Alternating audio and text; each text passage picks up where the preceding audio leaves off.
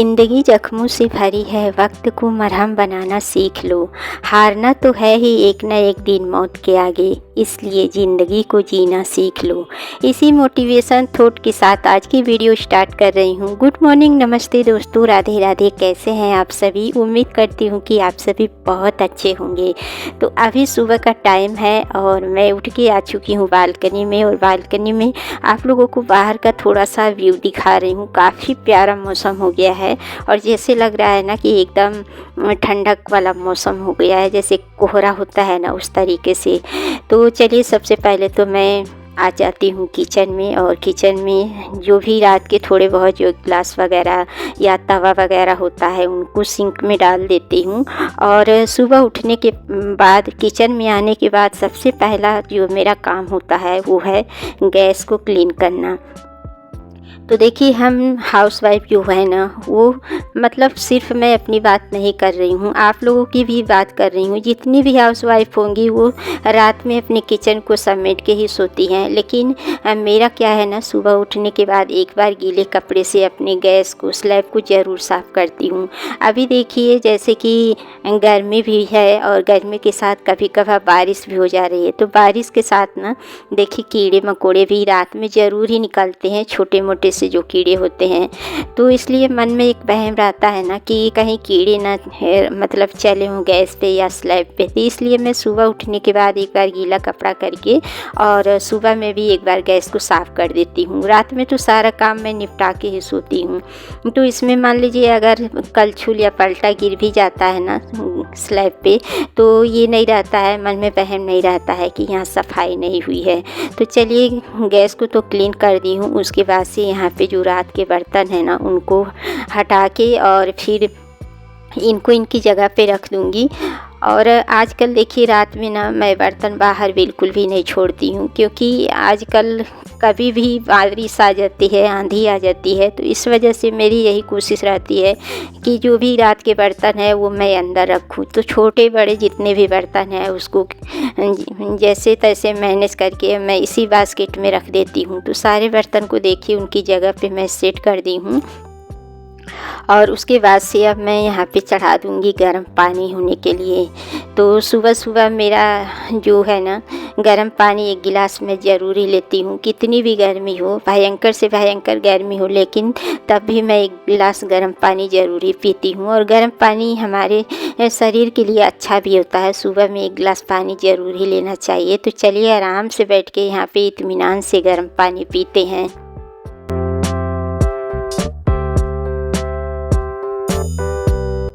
पानी हमेशा ना आराम आराम से ही पीना चाहिए। जल्दी पानी पीने से हमारा जो डाइजेशन होता है ना अच्छे से वर्क नहीं करता है। इसलिए कोशिश यही करें कि जब भी सुबह में पानी पिए तो आराम से पिएं। तो छुट्टी का दिन भी अगर होता है ना तो भी मैं मतलब टाइम से पहले ही उठ जाती हूँ, इसीलिए ताकि मैं आराम आराम से चाय हो या पानी हो आराम से पीऊँ। तो देखिए किचन का काम जो है वो तो मेरा हो चुका है। उसके बाद से आ जाती हूँ बच्चों के रूम में झाड़ू लगाने के लिए। तो बच्चों के रूम की झाड़ू लग गई है।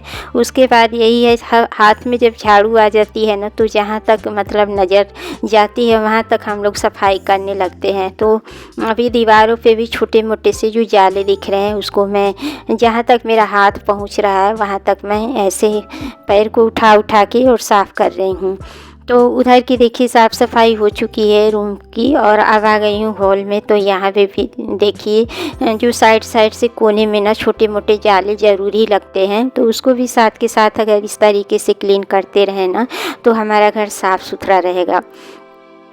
तो बस इसी तरीके से देखिए झाड़ू से ही मैं झाड़ती जा रही हूँ। इस तरीके से दीवारों को भी अगर झाड़ देना तो दीवारों में भी थोड़ी सी ना चमक सी आ जाती है। जैसे कि देखिए हम लोग डेली कपड़े पहनते हैं तरह तरह से बदल बदल के, उसी तरीके से अगर दीवारों को भी या फिर और भी जो चीज़ें हैं उसको हम लोग झाड़ते चले ना तो वो भी चीज़ें नई दिखती है। तो बस यहाँ फ़ैन को भी मैं झाड़ू से ही साफ़ कर रही हूँ। वैसे फ़ैन काफ़ी ज़्यादा गंदा हो गया है, लेकिन ना मैं डर के मारे ना स्टूल पे चढ़ के साफ़ नहीं करती हूँ, क्योंकि कई बार ना मैं गिरते गिरते बची हूँ। तो अभी हस्बैंड जी भी घर पे नहीं है, इस वजह से मैं अकेले साफ़ नहीं कर रही हूँ कि कहीं मैं गिर जाऊँ, हाथ पैर टूट जाए तो लेनी की देनी पड़ जाएगी। तो जब ये रहेंगे तभी हम दोनों मिल के साफ़ करेंगे, या फिर यही कर लेते हैं, फ़ैन वगैरह यही साफ़ कर लेते हैं। तो झाड़ू से साफ़ करके उसके बाद से जो डस्टिंग का काम है उसको मैं यहाँ पे कर लूँगी। और आज से मैं अपनी रूटीन को चेंज कर ली हूँ, क्योंकि देखिए बस 2 दिन में बच्चों का स्कूल खुलने वाला है। और अभी तक देखिए कभी मैं 5:15, कभी 5:30, कभी 6 बजे भी उठती थी, क्योंकि वो नहीं था ना कि एक टेंशन बनी रहती है कि बच्चों को स्कूल भेजना है, टिफ़िन बनाना है, लेट हो जाएंगे। लेकिन 2 दिन बाद स्कूल खुलने वाला है, तो हम लोगों का भी जो रूटीन है वो चेंज हो जाएगा और बच्चों का भी चेंज हो जाएगा, क्योंकि सबसे पहला जो काम है वो बच्चों का है। बच्चों के लिए सुबह उठना पड़ेगा, टिफ़िन बना के बच्चों को भेजने के बाद बाकी के जो काम है वो करेंगे हम लोग। तो इस तरीके से मतलब टाइम से अगर मैं उठ जाऊंगी ना, तो जैसे कि मान लीजिए 5:30 पे अगर जो लोग उठते हैं उनको 5 बजे उठना पड़ेगा, और जो लोग 5 बजे उठते हैं उनको 4:30 बजे, क्योंकि उठने के बाद भी बहुत सारे छोटे मोटे जो काम हैं सुबह के, जो ज़रूरी काम होते हैं वो करने होते हैं, प्लस अपने लिए भी थोड़ा सा समय मिल जाता है। इस वजह से आधा घंटा तो मान के ही चलिए अपने लिए एक्स्ट्रा लेके चलते हैं हम लोग, ताकि हम लोगों के लिए भी समय मिल जाए और नाश्ता बनाने में लेट भी ना हो। तो इसलिए आज ना मतलब मैं 5 बजे ही उठ गई हूँ। वैसे तो देखिए आज मैं सही बताऊँ तो 4 बजे की ही उठी हूँ। 4 बजे ही मेरी अचानक नींद खुल गई, और 4 बजे से मुझे बिल्कुल भी नींद नहीं आई। मतलब 4 बजे से लेके 5 बजे तक जगी ही रही। उसके बाद से मैं उठ के फिर जो सुबह का जो काम है और घूमना टहलना, ये सारा काम करते करते 5:30 हो गया। फिर मैं अपने काम में लगी हूँ। तो इस तरीके से कभी कभी होता है, नींद खुल जाती है, और पता है ना कि बस 2 दिन में बच्चों को स्कूल भेजना है, तो इस वजह से और भी मतलब नींद खुल जाती है। तो यहाँ पे देखिए अब मैं आ चुकी हूँ किचन में, घर का सारा काम निपट गया है, और नहाने से पहले ही मैं यहाँ पे आटा लगा के गई थी। तो आज मैं प्याज के पराठे बनाऊँगी। तो आटा भी अच्छे से सेट हो गया है, तो चलिए फटाफट से बना लेते हैं पराठे। और अभी बच्चे उठे नहीं हैं, बच्चे सो रहे हैं। सबसे पहले मैं ही घर में उठती हूँ, मेरे उठने के बाद ही कोई उठता है। तो देखिए और लोगों को तो कुछ काम करना नहीं होता है, काम तो मुझे ही करना होता है, तो मुझे ही टाइम से उठना पड़ेगा। तो बस यहाँ पे देखिए मैं पराठा बना रही हूँ, और इस टाइम पे ना अभी थोड़ी देर पहले बहुत तेज़ वाली बारिश हुई है, लेकिन बारिश से कोई फ़ायदा नहीं है दोस्तों। इतनी भयंकर वाली गर्मी हो रही है कि मैं क्या ही बताऊँ। देखिए धूप भी नहीं हो रही है, बारिश भी हो रही है कभी कभार, लेकिन गर्मी जाने का नाम नहीं ले रही है। मतलब मैं तो जब किचन में आती हूँ ना, तो एकदम पसीने से नहा लेती हूँ, समझिए इतनी भयंकर वाली गर्मी हो रही है।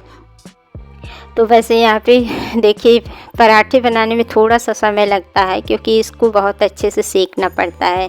तो यहाँ पे देखिए पलटे से मैं दबा दबा के इसको थोड़ा सा अच्छे से सेक रही हूँ, ताकि ये करारा सा बने। बहुत ज़्यादा टेस्टी लगता है प्याज के पराठे। तो बस पराठे बना लूँगी, बच्चे भी उठ जाएंगे, उसके बाद सभी लोग बैठ के एक साथ नाश्ता करेंगे।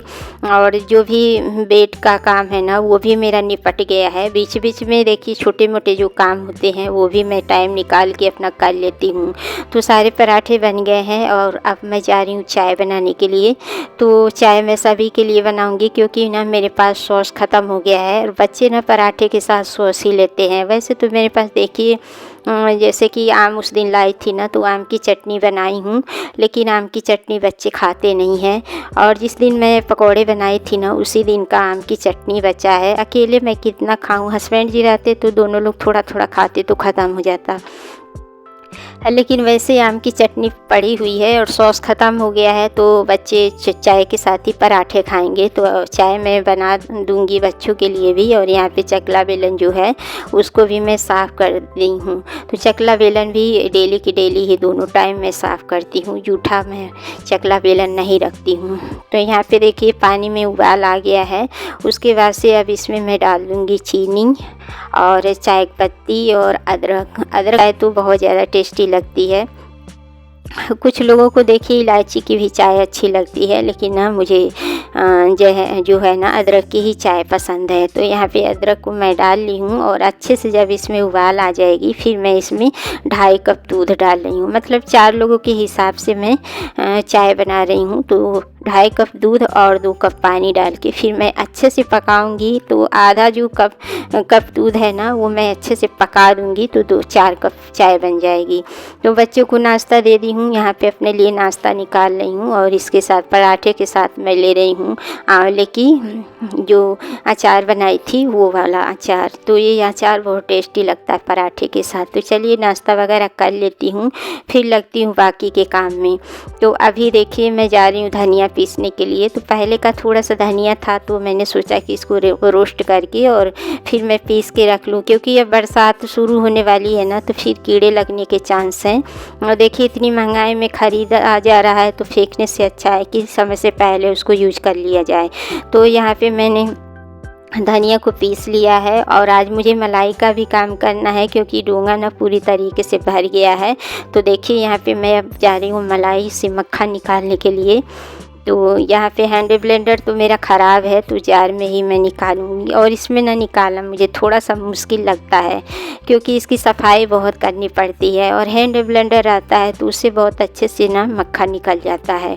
लेकिन क्या करें, उसका पैसा तो बेकार गया। बनवा के लाए लेकिन एक दिन भी नहीं चला है, वैसे पड़ा है। तो बस इसमें देखिए अभी नॉर्मल पानी डाल रही हूँ, ना गुनगुना ना ठंडा, क्योंकि मौसम मतलब बारिश वाला है। तो नॉर्मल पानी से ही बहुत अच्छे से देखिए मक्खन निकल आ गए। और नाश्ते के भी बर्तन मैं साफ़ करके हटा दी हूँ, क्योंकि अभी ये जो मतलब चिकनाई वाले बर्तन है इसको भी मैं साफ़ करूँगी। तो उससे पहले नाश्ते के बर्तन हटा दी हूँ, नहीं तो इसकी वजह से वो भी चिकनाई वाले हो जाएंगे। तो इस वजह से मैं बर्तन को साफ़ करके और सिंक भी खाली कर दी हूँ। तो यहाँ पे मैं सिम पे चढ़ा दी हूँ, मक्खन को धीरे धीरे पिघलेगी, तब तक मैं गर्म पानी कर लूँगी जो चिकनाई वाले बर्तन है साफ़ करने के लिए। तो देखिए जार में साइड में बहुत सारे मक्खन लगे रहते हैं, तो गर्म पानी से ही साफ़ होता है। तो देखिए यहाँ पे मैं गर्म पानी डाल दी हूँ, और गर्म पानी मतलब सिंक में भी डाल दो ना तो स्मेल नहीं आती है, क्योंकि जो मलाई से जो नीचे का पानी निकलता है ना वो नाली में ही डालना पड़ता है, तो उससे ना बदबू सी आती है। तो इस वजह से मैं गर्म पानी करके डाल दी हूँ, सिंक में भी डाल दी हूँ। और जो भी चिकनाई के बर्तन हैं उसको भी मैं इसी तरीके से साफ़ कर लूँगी। तो देखिए यहाँ पे मैं जो जार है उसको भी साफ़ कर रही हूँ, और जो डोंगा वगैरह है उसको भी मैं इसी तरीके से साफ़ कर लूँगी।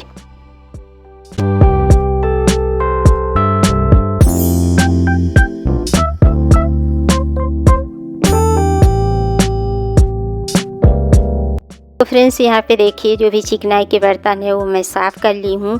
और देखिए संडे हो या मंडे कोई भी दिन हो, हम औरतों को टाइम से उठना ही पड़ता है, ताकि टाइम से उठ के हम अपने घर के काम जो है टाइम से कर लें। तो अभी देखिए 9:30 बजने वाला है, और 9:30 बजते बजते मेरा जो भी घर का काम है साफ़ सफाई से लेके नाश्ते पानी का वो सारा काम निपट लिया है। और उसके बाद से बच्चे नाश्ता करके नीचे जा चुके हैं खेलने के लिए, और अभी मुझे वीडियो की एडिटिंग भी करनी है। तो समय से पहले उठने से यही फ़ायदा है, देखिए अपना काम भी मेरा टाइम से हो गया, और साथ में मैं अपने वीडियो का भी जो काम है वो भी समय से निपटा लूँगी। तो बस अभी मुझे देखिए गैस को दोबारा से एक बार क्लीन करना पड़ेगा, क्योंकि अभी मैं ना नैपकिन से ही गैस को क्लीन की हूँ, गीले कपड़े से नहीं क्लीन की हूँ। तो अभी मैं गीला कपड़ा करके एक बार गैस को भी अच्छे से क्लीन कर दूँगी। और जो मक्खन है वो धीरे धीरे गैस पे पिघलेगा, तब तक मैं गैस को अच्छे से साफ़ कर लूँगी। और सिम पे रहता है ना तो फिर बहुत अच्छे से ना इसमें से घी आराम से बन जाता है, गिरने का चांस नहीं रहता है। तो बस देखिए यहाँ पे गीला कपड़ा करके एक बार और मैं गैस को क्लीन कर दूँगी। उसके बाद से स्लैब वगैरह को भी साफ़ कर दूँगी, और साथ में अब इस वीडियो का एंड भी यहीं करूँगी। अगर वीडियो आप लोगों को ज़रा सी भी पसंद आए तो लाइक करिएगा, चैनल पे अगर न्यू है तो चैनल को फटाफट से सब्सक्राइब कर लीजिएगा, और बेल आइकन को भी प्रेस कर लीजिएगा, जिससे कि मैं कभी भी नई वीडियो अपलोड करूँ तो सबसे पहले उसकी नोटिफिकेशन आप तक पहुँचे।